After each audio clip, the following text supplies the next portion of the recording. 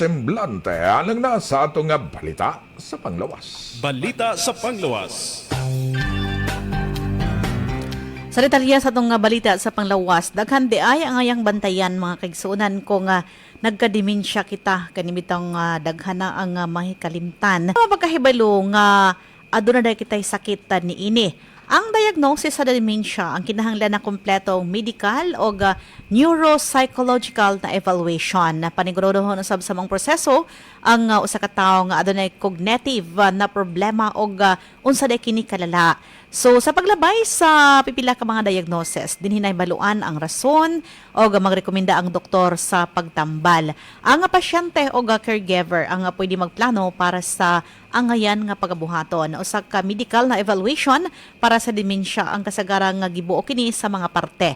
So dinhi tan-awon ang kasaysayan dis nagsugod ang history sa maong nga mga simptomas aduna bay na obserbahan na problema o uban pa. Ikaduha, bantayan usab gini nga medical history o mga tambal na ginainom dako usab gini epekto no sa cognitive na problema.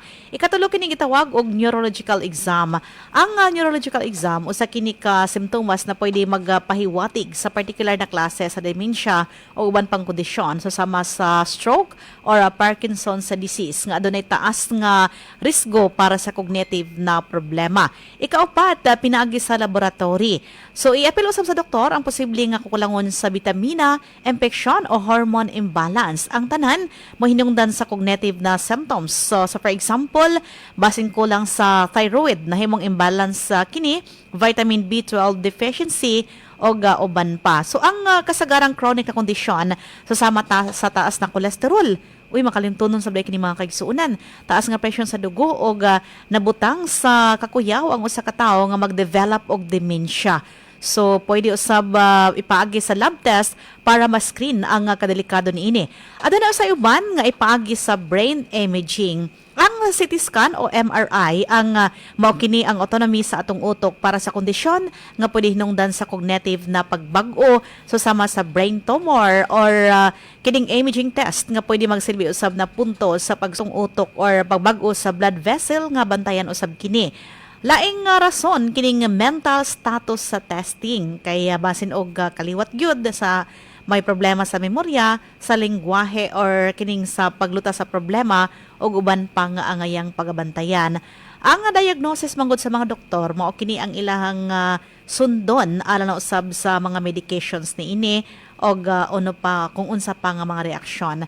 So daghan ang mga hinungdan ng mga kaigsuunan mahimong limtunon ng usa ka tawo pwede kining endocrine abnormalities sa thyroid gland nato sa level ni ini, adrenal abnormality or pagkalibog na daw dementia na kining pagkaluding.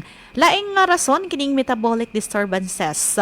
Ang di paghana sa batus og atong atay og electrolyte imbalance kining blood chemistry level og low blood sugar, hyperkalemia kining taas ba atong calcium og sakit sa atay og pancreas ang tanan ang hinungdan sa mga kalibog og pagbag-o sa gana nga mukaon or di na kaganahan mo tulog or uban pa sa atong emotion. Ang emotional stress usab mao kining depression nga nagbag-o sa atong kinabuhi susama sa pag-retire sa trabaho, diborsyo, pagpanaw ng kaibigan o membro ng kaibigan or uban pa nakaapekto sa atong hunahuna. So daghan kaya mga bantayan pwede usab kining infeksyon. Ang infeksyon manggod kining simptomas sa infeksyon kining mga pagkalibog o uban pa nga daghan ang apekto niini sa atong utok or di kakulangon sa atong nutrisyon.